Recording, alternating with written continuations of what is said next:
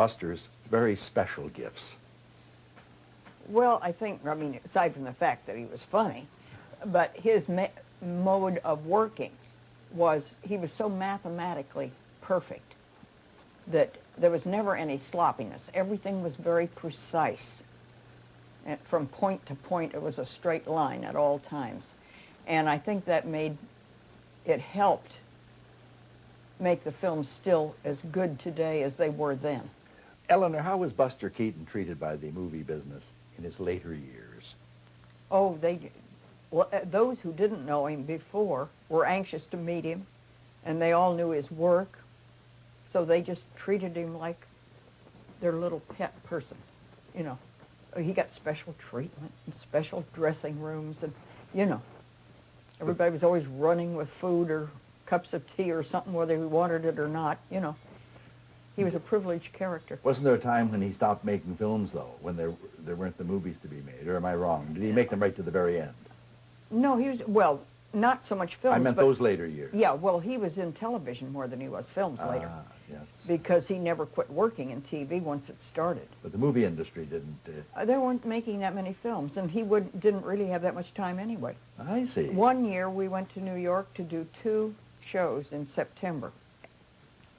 And we got home Christmas Eve, and he averaged 2 television shows a week all that time. And he finally just said, enough.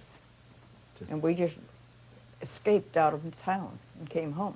Eleanor, did you watch his films on video and cassettes or whatever? There really aren't that many out yet. I see. But I think Hospitality and The General are both out. That's about it. Did he have any problems when sound came in? No. None? No. He had a heavy baritone voice. Yes. And no particular accent. Yeah. Anyway, he was so visual always, wasn't he? He only talked when he had to.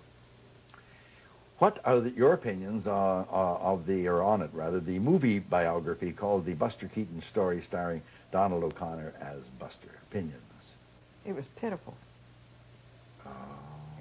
It was, except Buster and Donald O'Connor the 2 of them worked out all the comedy sequences together. And they had a wonderful time doing that. But the plot had nothing whatever to do with him. It was inane, wasn't it? Yeah. Yeah. Had nothing to do with him. They had made a picture about a drunk woman, and it was very successful, made a lot of money.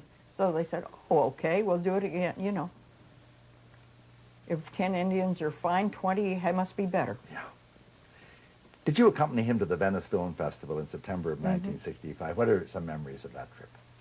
Well, he was quite ill by then, and very tired because he'd been making a film, an Italian film. And we went up there, flew up just for 2 or 3 days and back again. And he wasn't feeling well at all. But he thoroughly enjoyed it. They made a big do about him, and they showed the film, the Beckett thing. And they gave him a big reception, and they got him up on the stage for like an interview, and the whole theater was packed with press. Honored so beautifully. I'm talking now, of course, to Eleanor Keaton. I've been talking to you for some time, and you yourself are no slouch when it comes to the screen, I discovered. Dancing and swimming and doing all kinds of things in films with such stars as Esther Williams and Durante, Abbott and Costello. Red Skelton.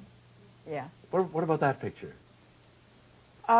I worked in a couple of things with him, but... Bathing Beauty, I'm thinking about. I adored Red. He was so wonderful. Well, my favorite reason why I liked Red was no matter where we went, if it was a big gala thing or just to a restaurant and ran into him or anything else, he was the only living human outside of our close personal friends that would say, "Hi, Eleanor, how are you?" and ignore Buster altogether. And nobody else ever recognized me. He's the only man in the world that ever recognized me. Oh, 3 cheers for Red. That's delightful. Delightful. Yeah. So, you have happy memories of those? Yeah, lots of pictures. Yeah. Lots of pictures dancing for several years. Eh? Yeah. And then, of course, I worked with Buster a lot. Of course. In Europe and on television and everything, too. Busy lady.